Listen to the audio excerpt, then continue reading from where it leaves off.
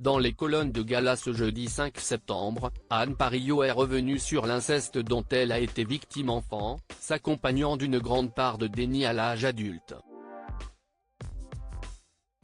Plus que 13 jours pour la voir sur la scène du théâtre Antoine. Anne Parillot partage l'affiche de Je ne serai pas là, si. Avec Élodie Frégé, une pièce qui repose sur les témoignages de femmes inspirantes qui ont emprunté différentes voies. La comédienne de 64 ans, elle, s'est donc orientée vers l'art, sous l'impulsion de sa mère, diététicienne de profession. Retraçant son enfance dans les colonnes de l'édition du 5 septembre de Gala, l'ex-compagne d'Alain Delon fait d'autres confidences sur ses parents.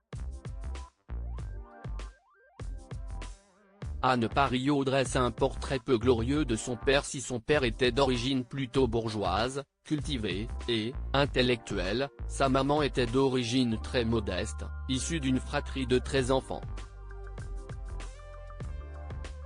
Le couple en a eu 3, dont Anne Parillot, avant de se séparer quand cette dernière venait de souffler sa 13e bougie. Ensuite, mon père a fait des enfants un peu partout. J'ai 7 demi-frères et sœurs, explique celle qui estime que l'un comme l'autre n'était ni paternel ni maternel. Une remarque qui renvoie à la pire image puisque l'actrice a été victime de son papa incestueux.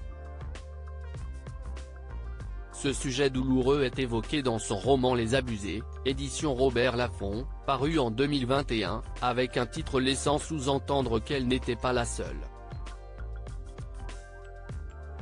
Anne Parillot, victime d'un père incestueux, elle évoque son long déni auprès de nos confrères. Anne Parillot confirme « J'ai grandi et vécu dans un déni. Il s'avère que d'autres membres de ma famille ont été incestés et mon père a été condamné. Moi, je ne sais pas ou je ne voulais pas savoir. C'est l'écriture qui m'a permis de conscientiser certaines choses. Et de réaliser qu'il y avait une voie inexplorée en moi. » Au moment de la parution de son livre, la détentrice d'un César avait précisé à Paris Match que ses sœurs et demi-sœurs ont elles aussi subi des abus sexuels et ont parlé, à sa place, pour la sauver, elle qui a développé une mémoire traumatique à la suite des malheureux événements qui se sont très certainement produits.